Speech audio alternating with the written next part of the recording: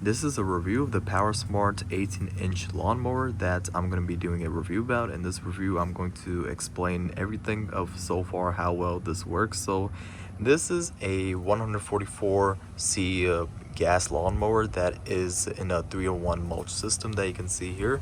And you can see it says 144cc and it's in 3-in-1, so you can have different settings on how you want to cut your grass as well too. It comes in 6 different settings as well too, so you can adjust this as well to however high you want as well. It also comes with a bag as well, so you just put that bag in there, and there is the grass where everything you just take out from there, and you can see it just comes out just like that. And you could put it there to the side, and right over here you can see that the material of this is also very high quality too. That's one thing I look for when it comes to lawnmowers, is that you could also use this on concrete, it goes there smoothly, and it could also go on grass. So if you hit that one button on right here, it will just automatically just turn on like that.